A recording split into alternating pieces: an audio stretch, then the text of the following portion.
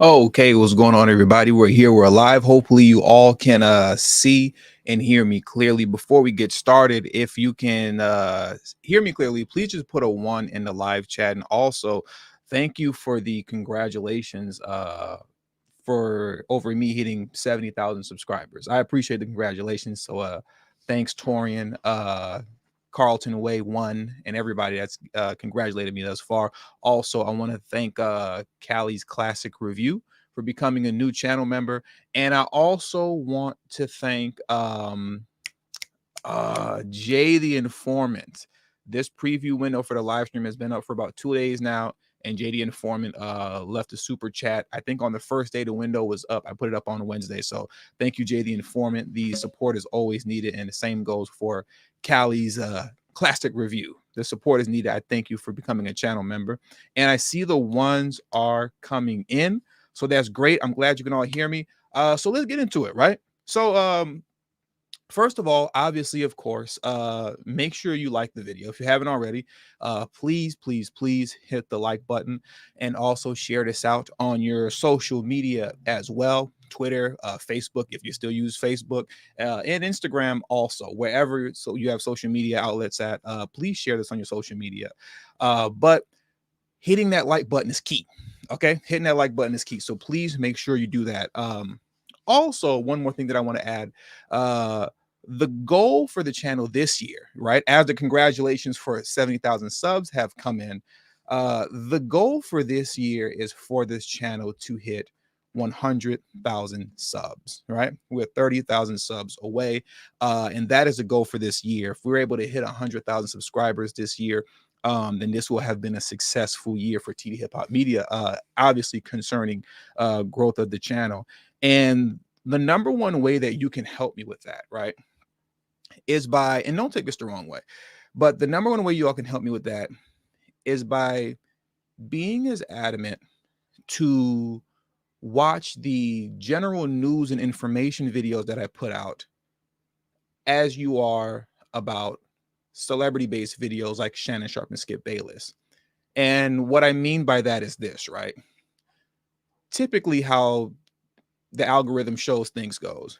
When a general news or information-based video is published by me, people will click on it, some immediately, but a good deal of people will say, oh, that's interesting, but I'll come back to that, right? But when it's a celebrity-based video, like a Skip Bayless and Shannon Sharp video, most people tend to click immediately when the notification comes. And what a lot of you don't know, and I don't expect you all to know this because you don't do YouTube, so I don't expect anybody to know this, but the first 15 to 30 minutes is critical for your video once it's published, right? The first 15 to 30 minutes upon publication of the video is critical. And how YouTube works is that if they see that the engagement is relatively low or rather basic within the first 15 to 30 minutes, then they're not going to really push the video out there the way that it's supposed to. Henceforth, if you see the general news and information video and you say to yourself, oh, that seems interesting, but I'll get back to that later. Well, by the time later comes around and you click on the video, that 15 to 30 minute window has vanished. The video is not going to get pushed out the way that it should. And that affects the channel growth, and then people will hit me with a comment saying, man, I can't believe this video didn't go viral. Well, you got to catch the video within the first 15 to 30 minutes that it's been published. People will say, man, how come your channel, you don't have that many, you don't have 100,000 subscribers already? Your videos are great. That 15 to 30 minute window is key. So just remember, when notification pops up on your screen, please do your brother a favor. Just click on the video immediately, right? And if you're scrolling through the homepage of YouTube and you see a video of mine that's new that you haven't seen before, don't wait. Just click on it immediately. Make sure you watch at least half of the duration of the video, right?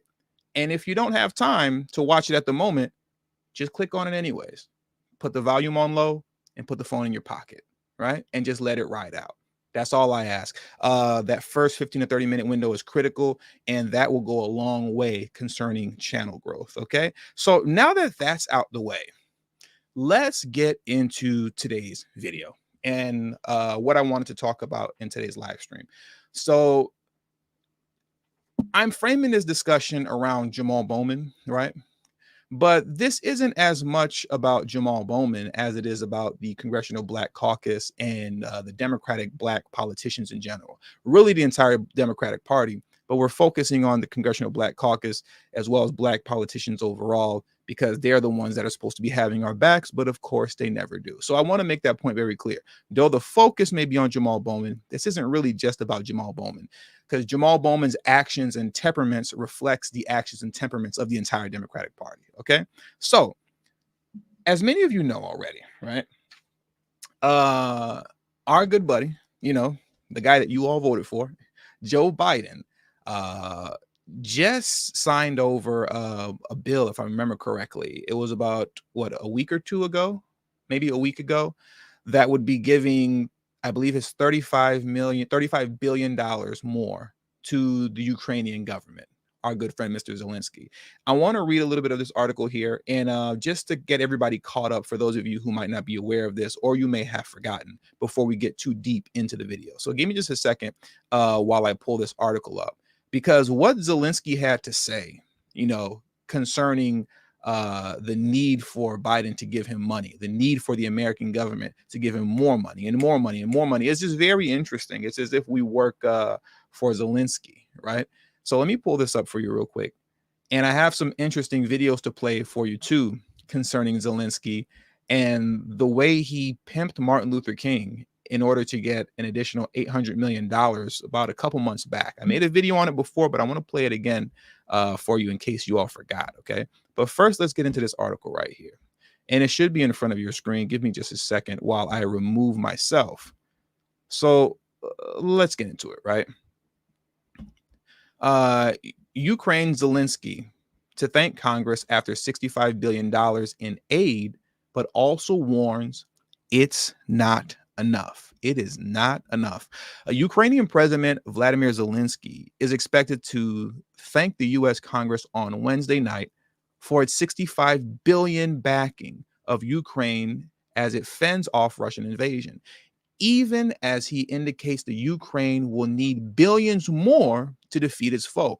In a video of his meeting with Ukrainian troops this week, Zelensky indicated that this would be the main purpose of his Wednesday's visit to Washington, to ensure American funding doesn't dry up. The enemy, and this is a direct quote from Zelensky, right? The enemy increases the number of his troops, Zelensky said in the video. We will pass on gratitude from our boys to the U.S. Congress and U.S. President for their support. But here he goes. But it is not enough. Our boys are braver, and we need more sophisticated weapons. There is a hint here. It's not enough.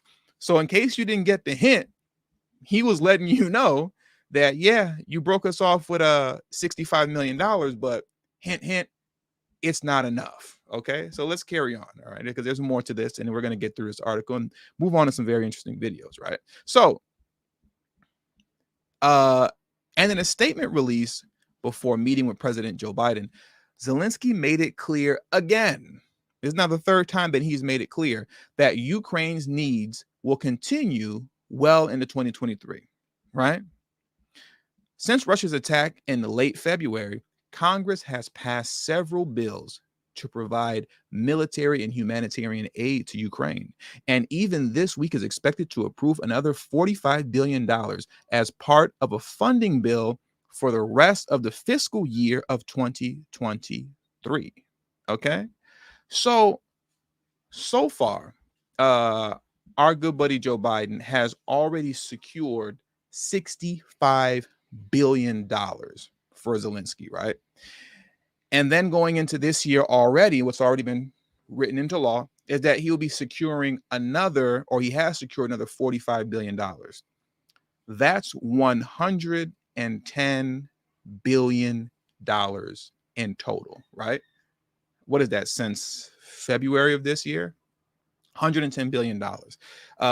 This is the same government, right? The same president, same vice president, same old Democrats that tell you like it's just too difficult to do anything specific for Black Americans. Reparations is divisive, it's unconstitutional. Where are we going to get the money at? so on and so forth. But this $110 billion essentially came out of nowhere, because this wasn't a part of the original budget, at least the first 65 billion, but just at a moment's notice, they're able to produce this money when they need it, right? Now, let's think about this for a second. $110 billion since February of last year. That's $110 billion. What do you think our congressmen could have done with that money, right? If they were actually working for us and if they were actually fighting for us, right? How much would that even be if they took the $110 billion and divided the pie and gave it to their congressmen for them to be able to distribute it throughout the communities that they represent in order to fix the issues within those communities, to close the racial wealth gap, right? To implement Black agenda initiatives, right? How much would that be? Let's look it up right now. Let me pull it up for you. And I'll show you this astronomical number that it would be if these people were actually fighting for you, right? So let me pull that up right now.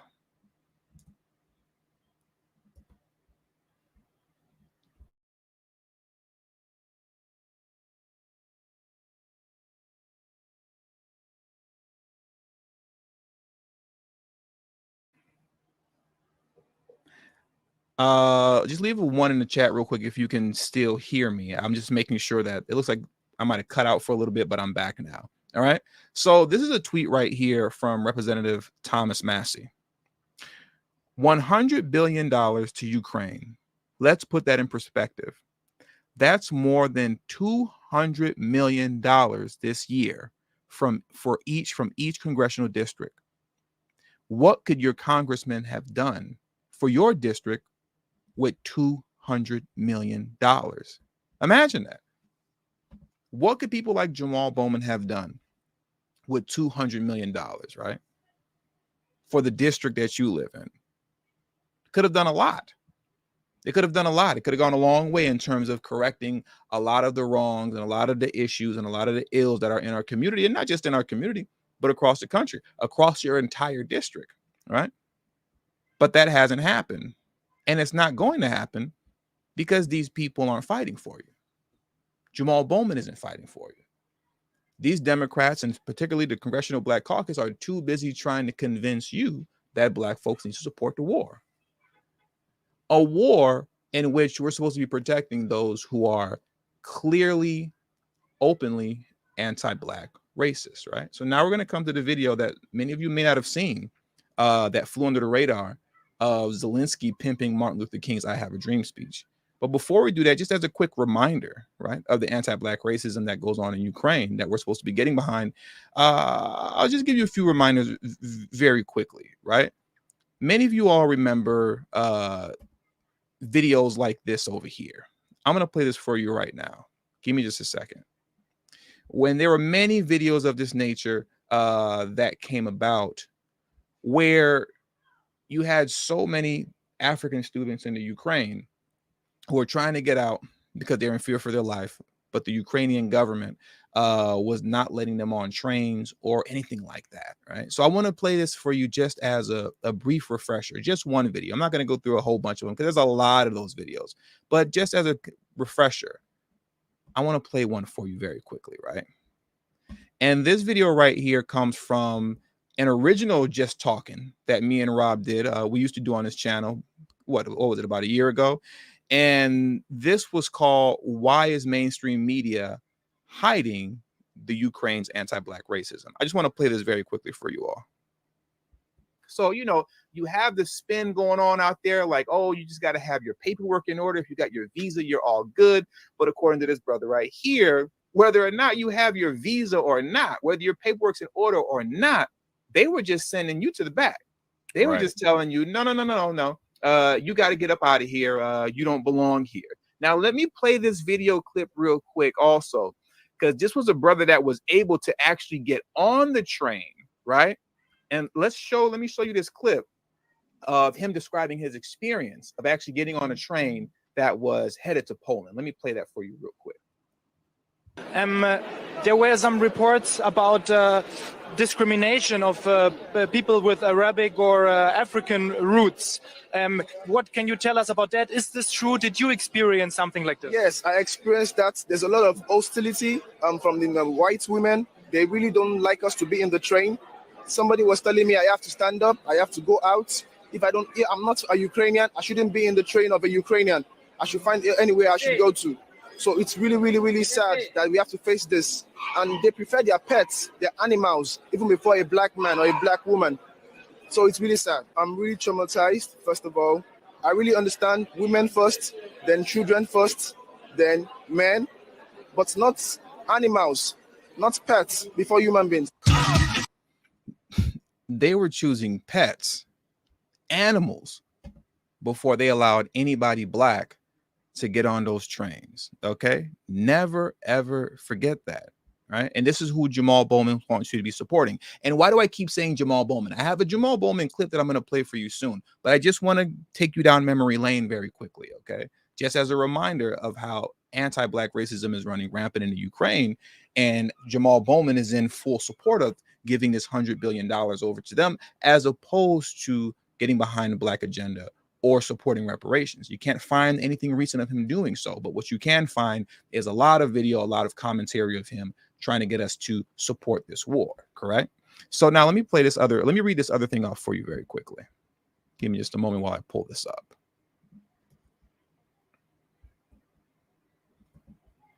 How many of you all remember this from the Peace Corps? Remember?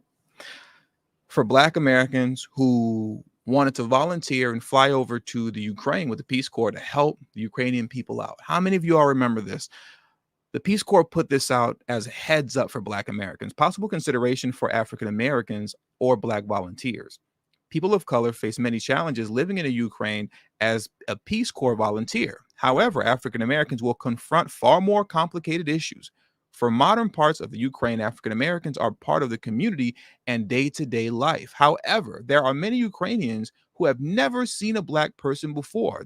Their understanding of African American culture is fueled by the media and African American stereotypes. It is not uncommon for Ukrainians to refer to African Americans as the N-word. Volunteers of color may be called a monkey or may see children's games with blackface. And now, right, here's what I really wanted to get to. Because when I originally put this video out, it didn't really do numbers, right? And I just couldn't wait to show you all this if you haven't seen this already. And I've been alluding to it, and we're going to get to it now. When Zelenskyy pimped the message of Martin Luther King, his I Have a Dream speech, in order to get money out of the US government so that he can carry on with this little war that he has going on with Russia, right? So let me pull that up for you right now. Give me just a moment.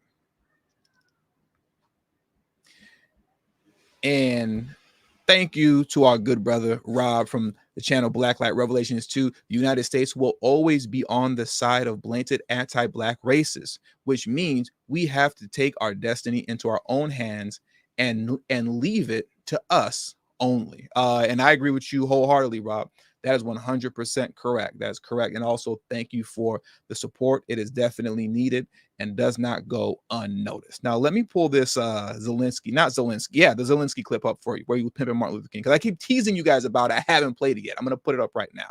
Give me a second while I pull it up.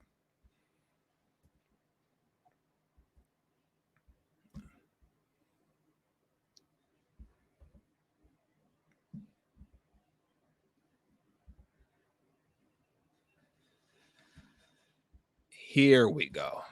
Now, this was from a video that I released 9 months ago. The video was called Ukrainian President Zelenskyy Pimps MLK's I Have a Dream speech to finesse $800 million from Congress. All right.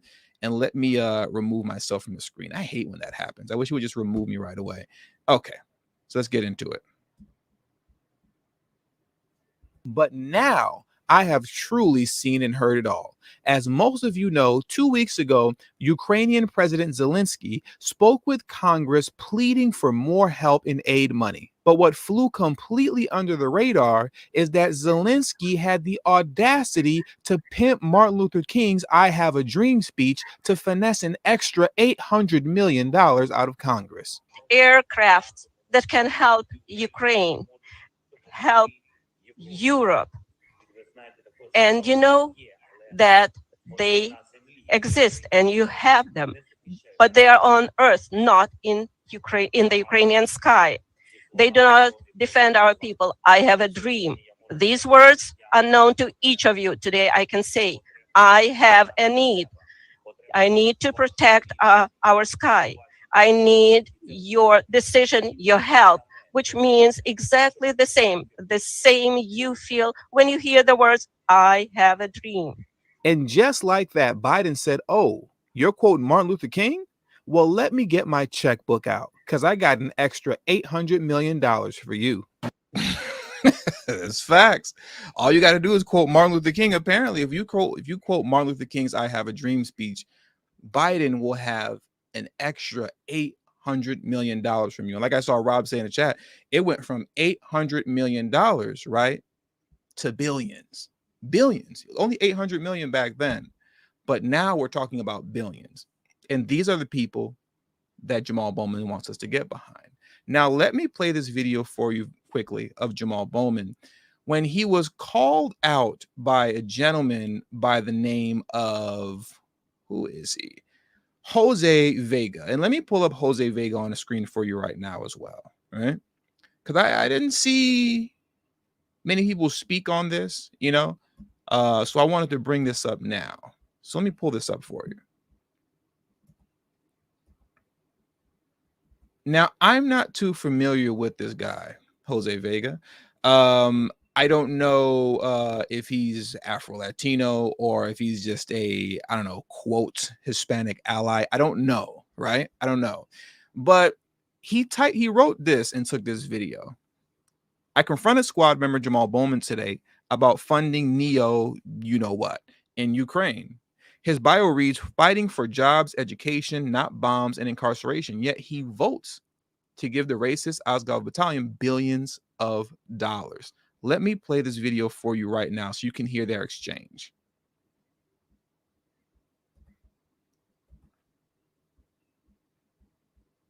Do more on climate. We could do more on lowering prescription drug costs. We could do more on gun control. We could do more with regard to the Black agenda. We can do more. Congressman, you're a hypocrite because you are funding neo in Ukraine. They are wearing the Black Sun symbol, the same symbol that the Buffalo shooter used, the same symbol that the person who almost killed the vice president in Argentina used. Thank you so much. You say you want to advance the black cause, but you are funding the same people who kill in the name of white supremacy. This is the foundation. For the Bronx. This is the foundation of our democracy, freedom of speech. You choose to fund.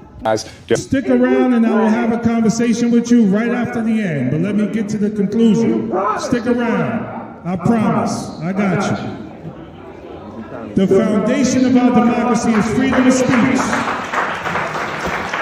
Freedom of speech. So we appreciate that, and brother, I will talk to you at the end.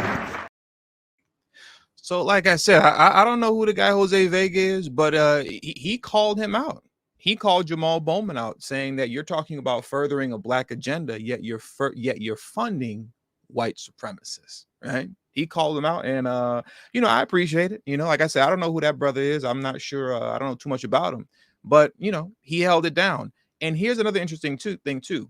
They did speak afterwards. Jamaal Bowman did keep his word, and they spoke afterwards. And this is how the conversation went, right? So let me pull that up for you right now, so he can explain what Jamaal Bowman said to him.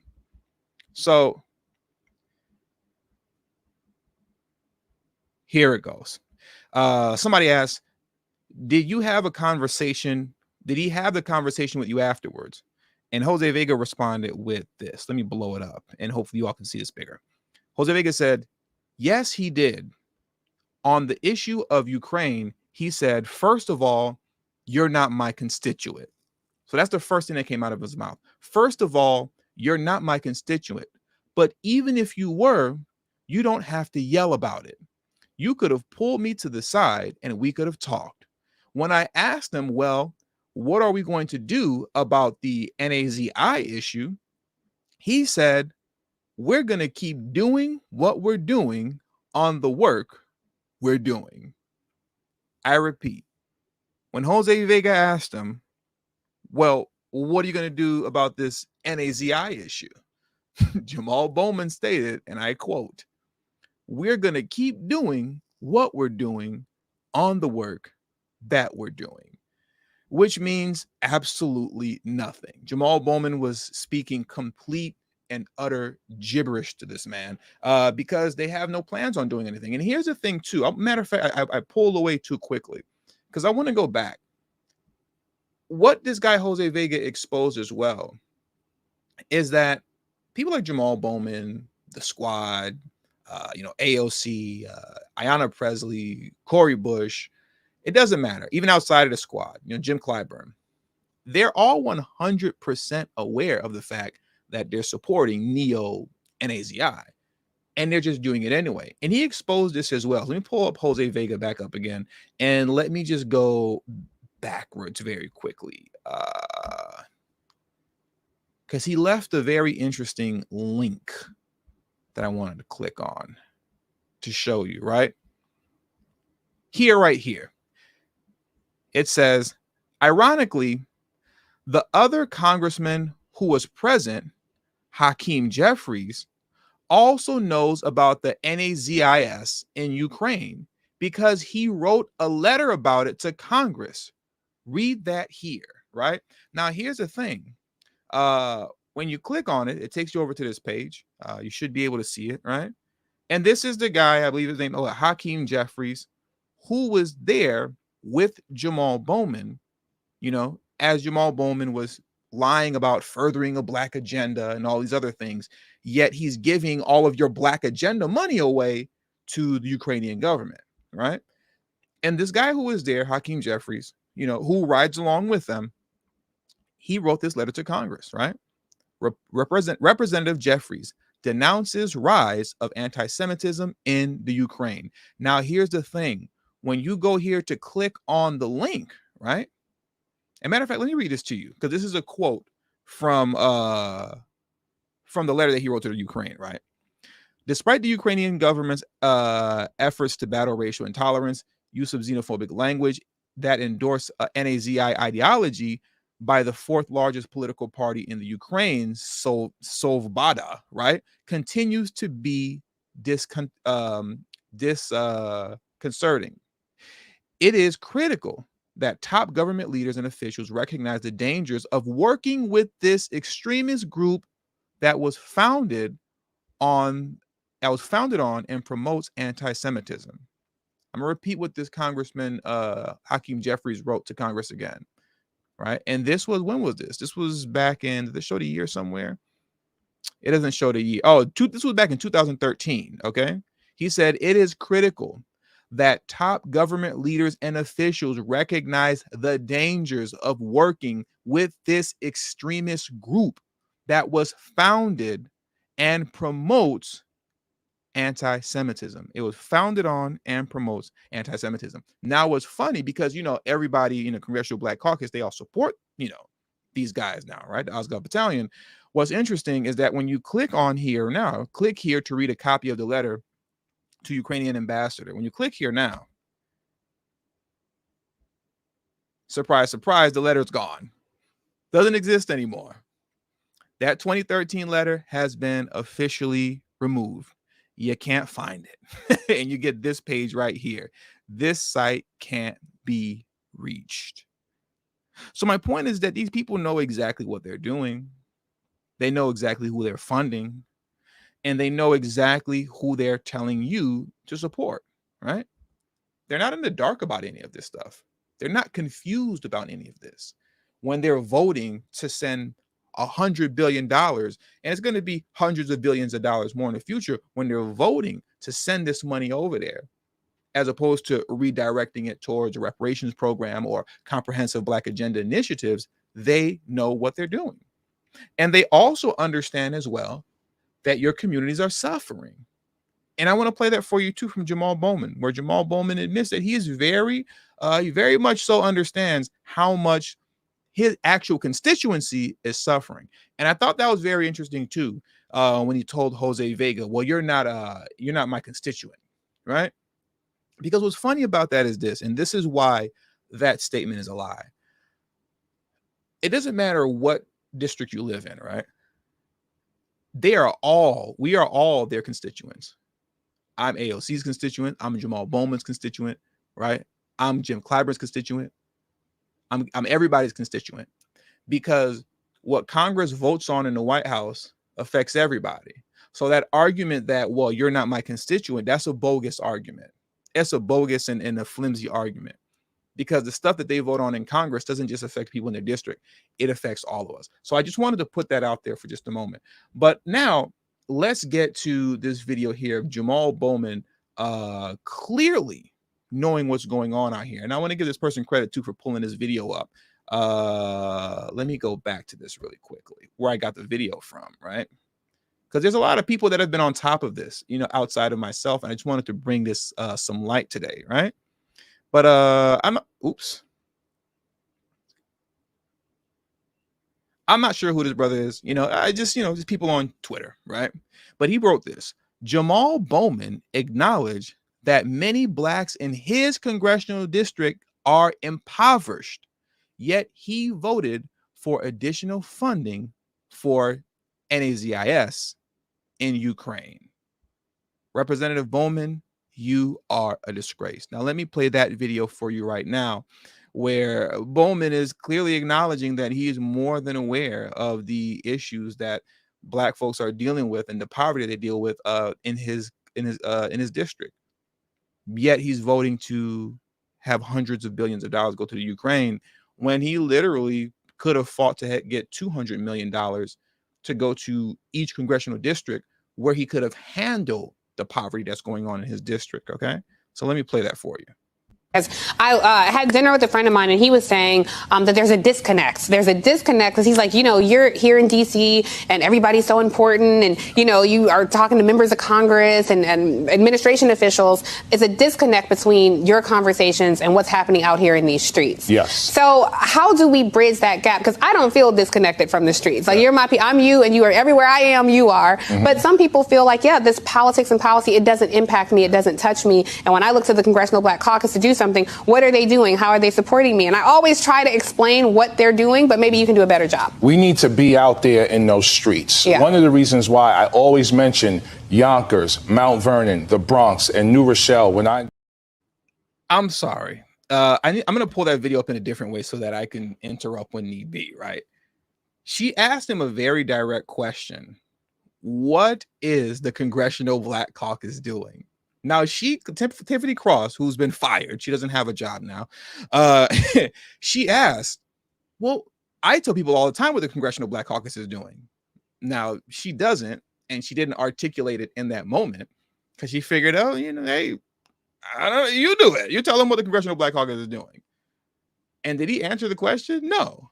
He immediately pivoted to something different, right? So I'm sorry for interrupting. I'm going to pull it right back up for you. I'm just going to pull up the video in a slightly different manner so that I can jump in if need be, right? So I'm going to start that over. And once again, my apologies. I had dinner with a friend of mine, and he was saying that there's a disconnect. There's a disconnect because he's like, you're here in D.C. and everybody's so important, and you are talking to members of Congress and administration officials. It's a disconnect between your conversations and what's happening out here in these streets. Yes. So how do we bridge that gap? Because I don't feel disconnected from the streets. Like, I'm you, and you are everywhere I am. You are. Mm-hmm. But some people feel like, this politics and policy, it doesn't impact me. It doesn't touch me. And when I look to the Congressional Black Caucus to do something, what are they doing? How are they supporting me? And I always try to explain what they're doing, but maybe you can do a better job. She never explains what they're doing, and watch Jamaal Bowman not explain what they're doing. We need to be out there in those streets. Yeah. I asked you, what are you doing? What is the Congressional Black Caucus doing? And your response is, we need to be out there in those streets. Okay. One of the reasons why I always mention Yonkers, Mount Vernon, the Bronx, and New Rochelle when I go on mainstream media is because I want people in my district to recognize there are black folk in my district who are struggling and have been historically struggling. So I make it a... There are black folks in my district who are struggling and have been historically struggling. I'm going to repeat that one more time, then I'm going to play it for you again one more time. Mind you, this is the man who consistently votes to send hundreds of billions of dollars over to the Ukrainian government. Meanwhile, he has black folks in his district who are struggling and have been historically struggling. Yonkers, Mount Vernon, the Bronx, and New Rochelle when I go on mainstream media is because I want people in my district to recognize there are black folk in my district who are struggling and have been historically struggling. So I make it a point to go into Eden Wall projects and to go into the black communities to really listen, learn, and understand what's going on. Plus, these are communities that I come from, so I feel more comfortable there. I have to also mention this about this particular legislative conference, and to the point you just made. There's classism in the black community, and we need to talk about the classism in the black community, and we need to address it head on. Just because I got degrees or I go to a certain church or I'm a part of a certain fraternity or I went to Ivy League or private school, it doesn't make me an elitist. Right. It doesn't make me more privileged or someone that can look down upon, especially our people, because our people still suffering. If we don't uplift them, they will never be uplifted. So we got to... Was it not elitist when he told Jose Vega, "You're not my constituent"? Was that not like elitist? Because once again, I already explained how that was a lie. We are all their constituents, right? Because they vote on policies that affect all of us on a national level. So that's not true, right? But that was very elitist. You're not my constituent. Why are you even talking to me right now? Get out of my face. Our people, because our people still suffering. If we don't uplift them, they will never be uplifted. So we got to deal with the issue of classism. One way is we might want to change the dress code a little bit for the next conference, because I don't want to see brothers and sisters from the hood who have never been to this conference before. We need to bring them to the conference. Yeah, I think that would make such a difference, because if the streets don't feel like Congress comes to them, then come to Congress. You're a big enough voting block and a large enough, harness your power, that it should matter. They should feel welcome. We're incredibly powerful as black people. If we weren't, they wouldn't be. I can't stand that whole, we got to come to the streets. And if the streets don't come to us, we're going to come to the streets. So we're going to come to the hood. Okay, but what are you doing for black Americans? Well, we go into the streets, and when we go to the streets, we're going to go to the streets and we're going to do what we do, because that's how we do what we do. When we go to the hood, if the hood don't come to us, the hood going to come to you. What are they talking about? They're talking gibberish. They're talking nonsense. When asked a very direct question of what does the Congressional Black Caucus do for black Americans? Well, we're going to do what we do when we do what we do, when we do what we do, when the hood come to us and the hood come to me and the hood comes to you and to the streets near you. This is foolishness, man. Like, what's going on here? And this is who folks vote in. This is who folks vote in, And like JB Easy said, we ain't all in the streets. We ain't all in the streets, but this is how they talk to you. They can't tell you just straightforward, well, here are my policies. This is what I support. This is what I'm working on. Here's what we do. Can't tell you any of that, right? Everything that this man does and that they all do is about deflection, and is about lying, and is about putting forth not a B1 agenda, but a D1 agenda, Democratic First agenda. Now, let me go ahead and finish this video out for you. Is incredibly powerful.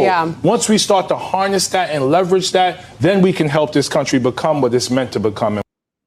Congress comes to them, then come to Congress. You're a big enough voting block and a large enough, harness your power, that it should matter. They should feel welcome. We're incredibly powerful as black people. If we weren't, they wouldn't be trying to take our votes. Incredibly powerful. Once we start to harness that and leverage that, then we can help this country become what it's meant to become. And we're not there yet, obviously. And some people think the Congressional Black Caucus is the caucus that settles everything for black people. But a lot of members represent districts that are majority. Wait a minute. What?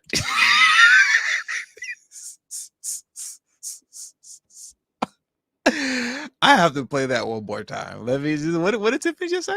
Really listen to what you just said? Silly black folks. What were you thinking this? Yeah, obvious. And some people think the Congressional Black Caucus is the caucus that settles everything for black people, but a lot of members. Isn't that what the Congressional Black Caucus is supposed to do? Wasn't the Congressional Black Caucus designed to settle everything for black people? That's what everybody else's caucus does.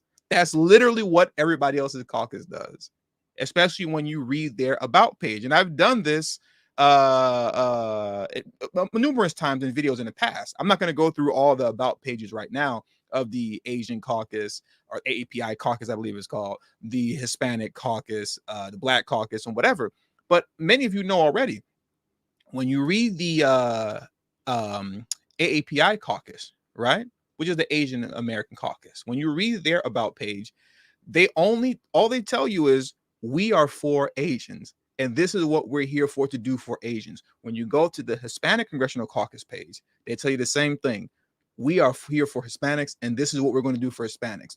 The Congressional Black Caucus is literally the only caucus that is a caucus for people of color, minority, and marginalized groups. And Tiffany Cross, who has been fired, she literally just spilled the beans right there on live television. But she said it as if it was just such a matter of fact. Like, you silly black folks. A lot of you think that the Congressional Black Caucus is supposed to be here to settle all the affairs of black Americans. That's what everybody else's caucus does, but apparently not the Congressional Black Caucus, right? So let me finish this video out. That's wild. That I didn't even realize that part when I first listened to this video. Members represent districts that are majority. Then we can help this country become what it's meant to become, and we're not there yet, obvious. And some people think the Congressional Black Caucus is the caucus that settles everything for black people, but a lot silly black people, what were you thinking?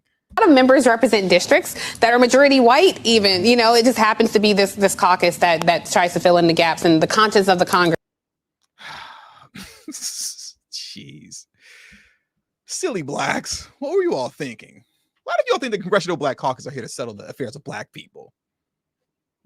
Duh. That's what you're supposed to be here for, right? But clearly that's not what they do. And they display that on a regular basis, on a day-to-day basis. The only time they even ever address any type of so-called black issues at all whatsoever is when it's election time, and particularly when it's a presidential election. If you all really notice and pay attention to that, it's really only when it's a presidential election going on that you'll hear any type of soft shoe mentioning of black agenda, right? The term a black agenda. Or when they'll say, I support HR 40, right? They don't say they support reparations. They say that they support a bill to study reparations. And I have a very good video coming up on that really, really soon. And you don't want to miss it, right? But that's really the only time when they speak on this stuff ever, right? Outside of that, you can't find them talking about it. But what you can find black politicians do is continuously go hard to get the Ukrainian government more and more money. We got to get Zelenskyy more and more money. And let me pull this up for you. And we're almost done. We're going to wrap this up really soon. But let me pull this up for you silly blacks that thought the Congressional Black Caucus was to settle all black folks' issue. Silly black folks. What were you all thinking, right? Stupid us. Now, let me pull this up for you right now.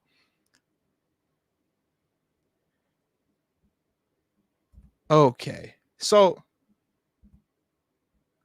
here is the big homie, right? Oh, I should have pulled this up in a different window. But here is the the big homie, right? Or the little homie, I guess you could say, Mayor Lori Lightfoot. Oh, our favorite Chicago mayor. Don't we all love Miss Lori Lightfoot?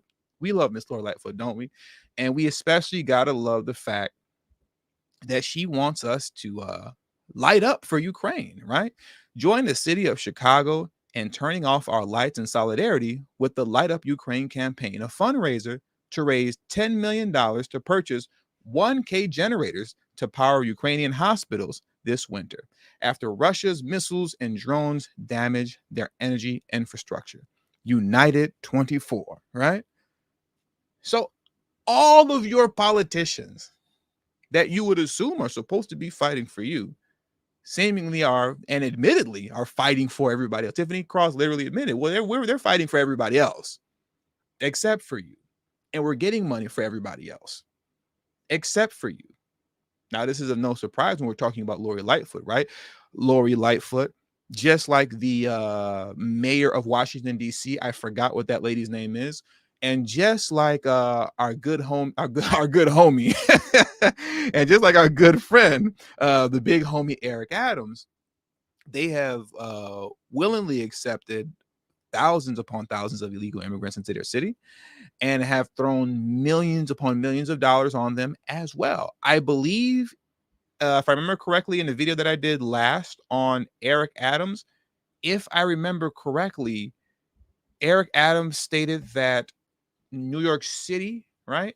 Not New York State, not New York State, New York City was going to need $1 billion more. And they're going to get it. I should say they got it, right? It's not what they need. It's what they're going to do. It's what they're going to produce. $1 billion that was outside of their budget that they weren't accounting for. But we're going to need $1 billion to house, feed, take care of the medical needs, schooling, clothing, all that, right? Of the illegal immigrants that were bused to New York from Texas, right? By, I believe his name is Governor Abbott. But he's not the only one. Like I said, Lori Lightfoot is doing the same thing, and as well as the Washington, D.C. mayor, who was a black female, right? This is all despite the fact that there's more than enough overwhelming evidence, overwhelming, irrefutable evidence that shows that illegal immigration hurts Black Americans. That is irrefutable. Nonetheless, they make it rain on them, just like they're making it rain on the Ukrainian government. But they make it rain on everybody except for you.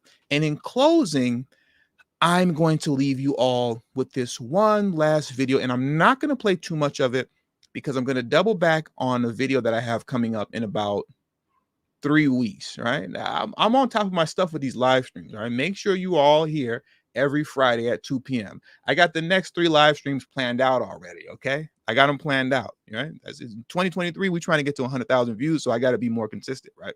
So I'm not going to play too much of this, but I'll give you a little backstory, right, of what this video is that I'm going to play for you right now. So let me pull it up for you first, all right? Let me stop rambling. I just got to be silly. I just want to just want to play this one more time. Wait a minute, where is it? Had dinner with a friend of mine, and he was saying that we need to bring the Congress comes to them Black and a large enough, harness your power that it should matter.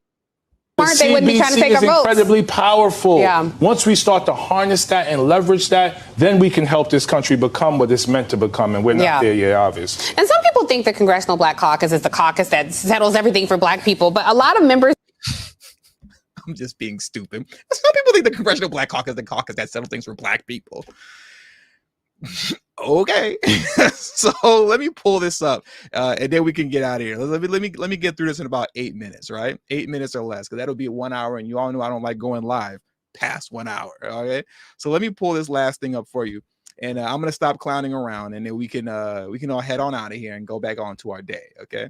And JD Informant, shout out to JD Informant. I appreciate the support, brother. JD Informant said, TD in chat. I think I need to start reading JD Informant's super chats first, like in my head, before I read them out loud. Let me see what JD Informant is talking about. Y'all should look into Roland's friend, the CEO of this political company, Hit Strategies, telling Black people to vote to combat racism. That's interesting. Hit Strategies. I've never heard of that, but I'm definitely going to look into that now. I appreciate that bit of information, JD Informant, and I also appreciate the support that you always give to this channel. You're always showing love, brother, so I thank you very much. It definitely does not go unnoticed, and it's definitely much needed, right? So let me pull this up, what I keep saying I want to pull up this last video, and this is about Jamaal Bowman as well, because like I said earlier, they're making it rain on everybody except for you. And that is actually the ultimate goal, right? The ultimate goal is to do that. The ultimate goal is, well, I shouldn't say the ultimate goal. That's so like defined, the ultimate goal. But one of the goals is to not get reparations for the descendants of American slavery, but to achieve reparations for people of color, minorities, and marginalized groups.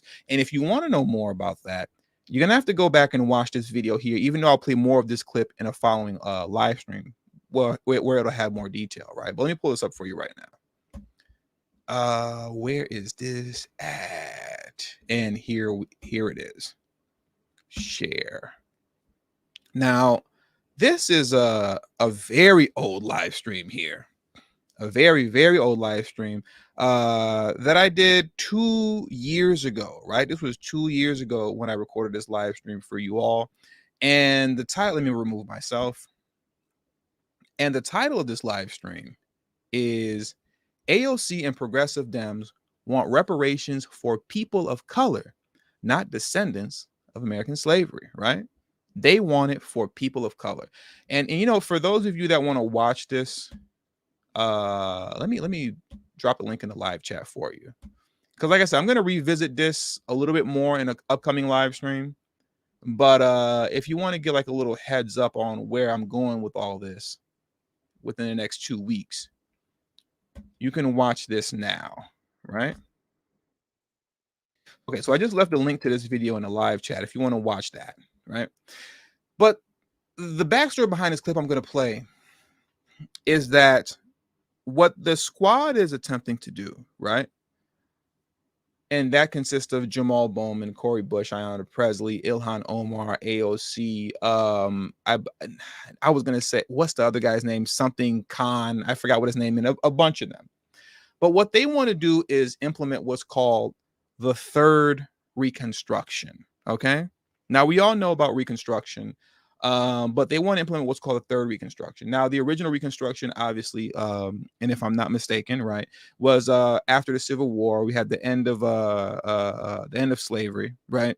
And when we're talking about the Reconstruction period, we mean that in a very literal sense. It was supposed to be a Reconstruction period in which, in theory, at least, you know, it was an attempt to reconstruct the country, repair the country, put it back together again, and assimilate the former slaves, Black Americans, right? To assimilate them into the greater mainstream of American society, to give them equal rights and all that kind of good stuff, right? Now, obviously, as we all know, Reconstruction failed, and it failed miserably, right? And it failed by design.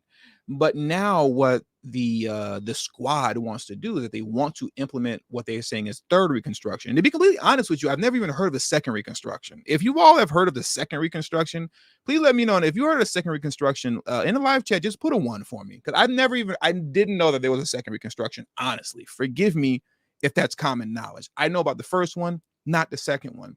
But they want to implement a third Reconstruction, and the third Reconstruction is about people of color, minority, and marginalized groups, and reconciling with the history of racism in this country, not the history of anti-Black racism, not repairing the wrongs of the past concerning anti-Black racism, which extends and is a much deeper history than whatever history of general racism that they're talking about.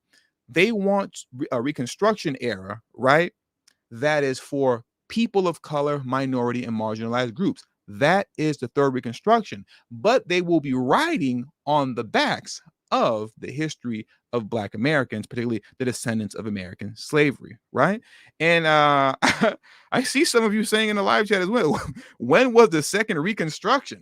That's what I'm trying to figure out. I never heard of second Reconstruction, but that's what this is. They're going about the third Reconstruction, and this is a piece of what Jamaal Bowman had on his website concerning what they have in mind surrounding the third Reconstruction. So now that I'm done rambling, let me play this video for you. And I want to keep going with this brief review of what I covered last week. Let's go to Jamaal Bowman's website. Oh, where your boy was streaming in like 144p back in the day. Look at that. Oh, that boy ugly. God dog. 144p streaming on the struggle webcam back then 2 years ago. Okay. No HD for real. Jesus Christ.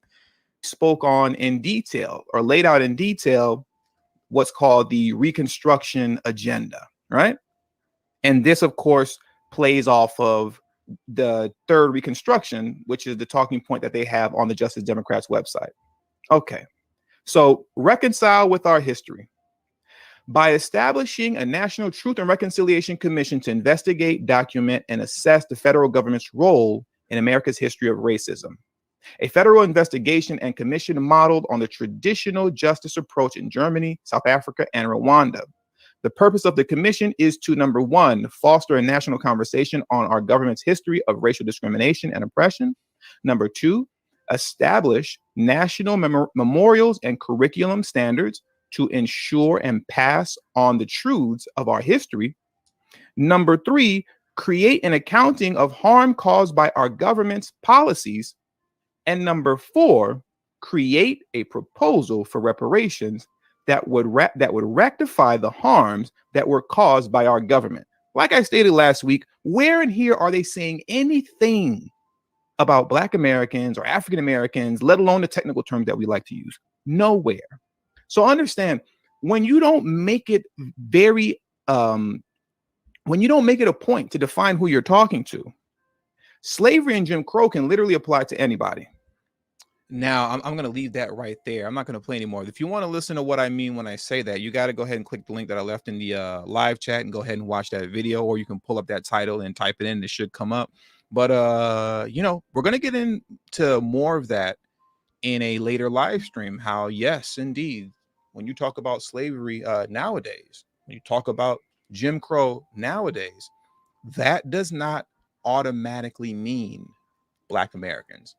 It doesn't mean that anymore. As crazy as that sounds, it does not mean that anymore. Okay.